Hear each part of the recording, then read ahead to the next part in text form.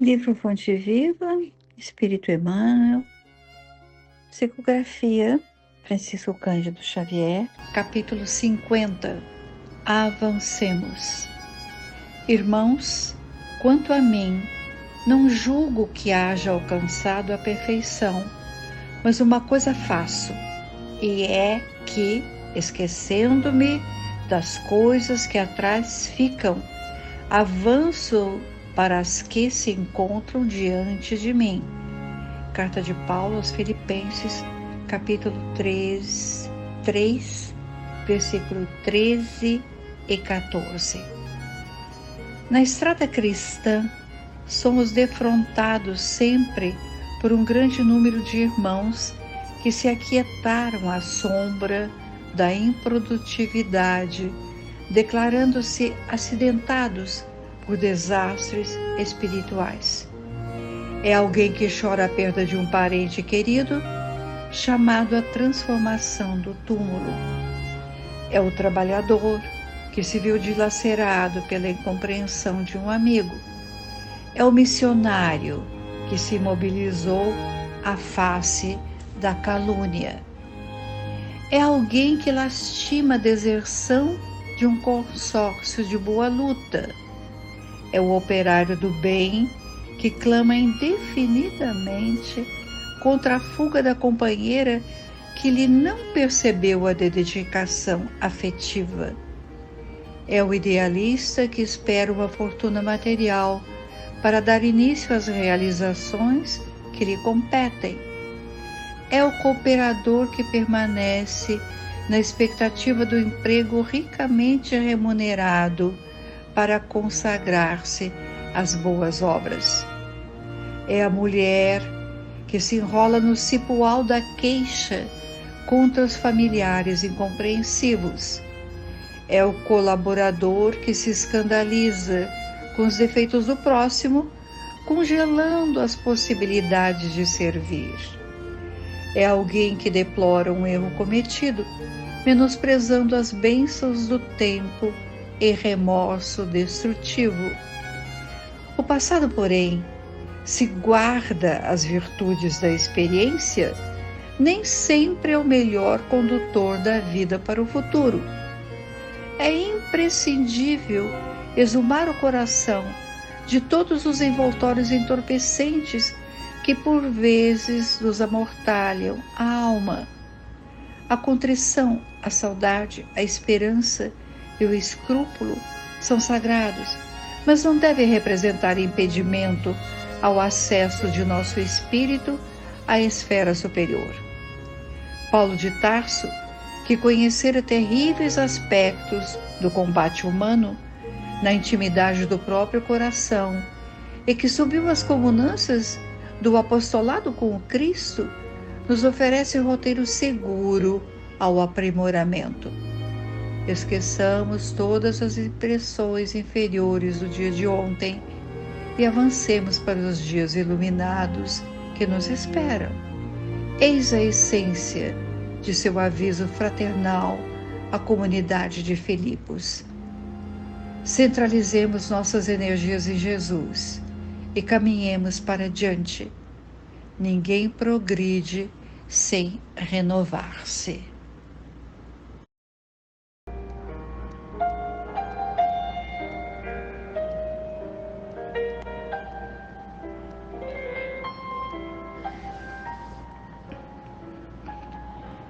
Então a música sempre nos ajuda, no fundo, a termos o pensamento dirigido para aqueles espíritos bons que estão junto a nós quando assim oramos e quando estamos dispostos, neste momento, a refletir e a trazer para o coração os ensinamentos que nos trazem hoje Paulo e Emmanuel. Mas acima dos benfeitores sabemos que está o Espírito luminoso de Jesus, regendo todas as condições da terra especialmente nesse momento de transição que estamos nós vivendo. E pedimos então a Ele humildemente que nos auxilie a passar por momentos mais difíceis de separação daqueles muitos que já se vão, de acordo com as leis do nosso Pai, e pedindo a esse Senhor que apoie e reforce o espírito daqueles que sofrem as imposições do seu livre-arbítrio do passado, as causas e efeitos, que todos sejam amparados.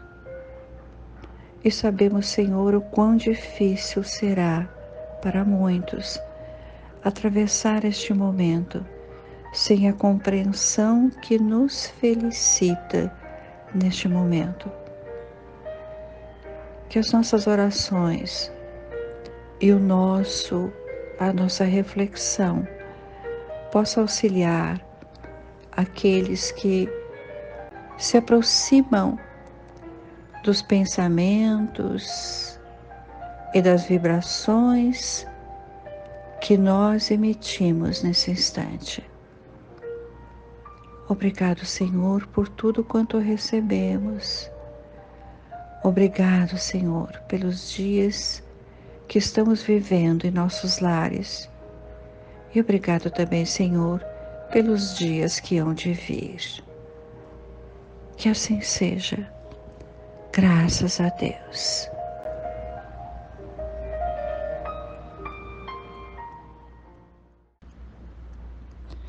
Vamos então aos comentários iniciais.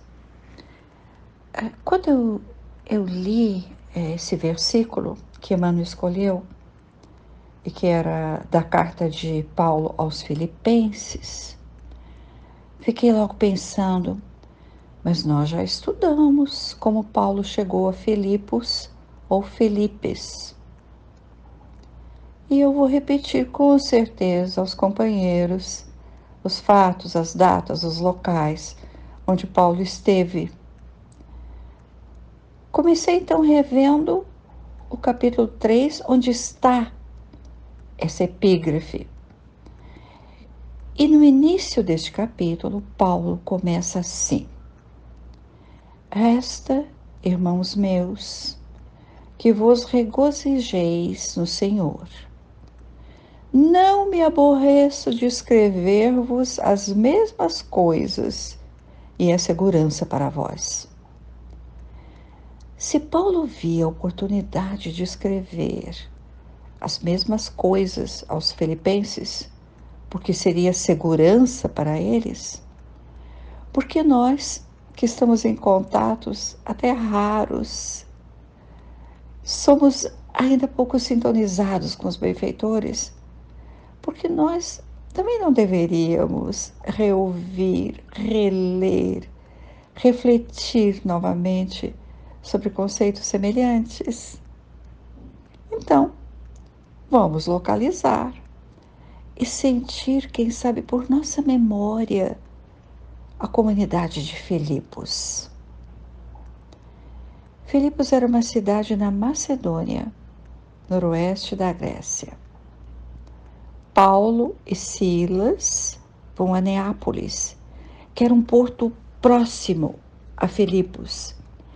E Paulo, talvez muitos lembrem disso, Paulo teve a visão de um macedônio com um barrete na cabeça e que lhe pedia um auxílio: ir para Filipos.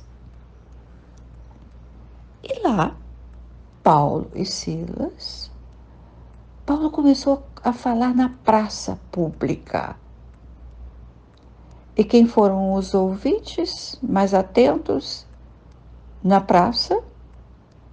Mulheres, adolescentes e crianças.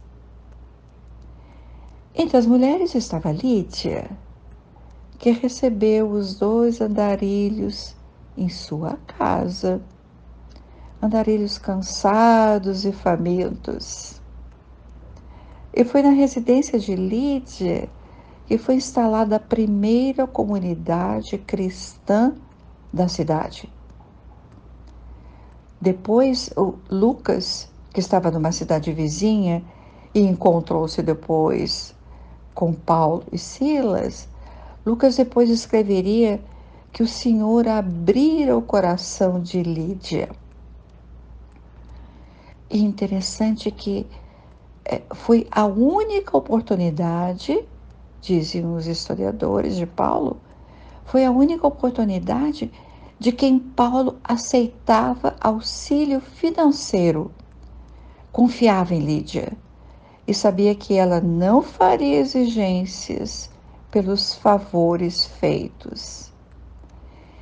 Filipos foi a única cidade da qual Paulo saiu em paz com as autoridades locais e não escorraçado ou preso ou açoitado. Estabeleceu-se então um sentimento de fraternidade e afetividade entre Paulo e os filipenses. E Paulo chama na carta meus amados, porquanto tenho muitas saudades de vós todos. E depois, essa carta escreve recomendações de bem seguir a Jesus e que ele, Paulo, ainda espera alcançar aquilo para o que fui feito, estar preso por Cristo Jesus. E aí chegamos à epígrafe do capítulo 50. Irmãos, quanto a mim, não julgo que haja alcançado a perfeição, mas uma coisa faço, e é que, esquecendo-me das coisas que atrás ficam, avanço para as que se encontram diante de mim. Então, reconhecemos pela escrita que Paulo deixou em suas cartas o sentimento de amizade, de gratidão, de afeição que ele nutria pelos filipenses. Na epístola estão conselhos cuidadosos, amorosos, mas também sabemos que fora deste círculo cristão filipense a que Paulo se dirige, não houve a compreensão da proposta que Paulo apresentava em suas preleções, seguir os ensinamentos do Messias. Muitos se julgavam superiores em cultura, superiores com as crenças em outros deuses. E Paulo, então, como lemos na epístola, repete e repete que o Cristo era o exemplo a que ele, Paulo, era um irmão dos filipenses, que não tinha alcançado a perfeição. Não tinha alcançado a perfeição. É como ouvimos na epígrafe escolhida por Emmanuel. Paulo lembra em outro parágrafo que o Cristo aniquilou-se a si mesmo, fazendo-se semelhante aos homens até a morte na cruz. Paulo, como ex-rabino, transforma-se, humilhou-se para seguir o Mestre. E continua esse mas na epígrafe, mas uma coisa faço, esqueço as coisas que atrás ficam e avanço para as que estão diante de mim, prossigo para o alvo. Paulo, não valoriza os fatos passados, as expressões inferiores do dia de ontem, mas avança. Centraliza suas energias em Jesus e vai adiante. Emmanuel coloca uma frase lapidar ao final deste capítulo de Fonte Viva, frase que tem toda a referência ao momento em que Paulo escreve: ninguém progride sem renovar-se. No capítulo em estudo, ainda vemos que o benfeitor Emmanuel coloca no texto expressões assim: a imobilização de muitos. E nós nos encontramos a imobilização de muitos.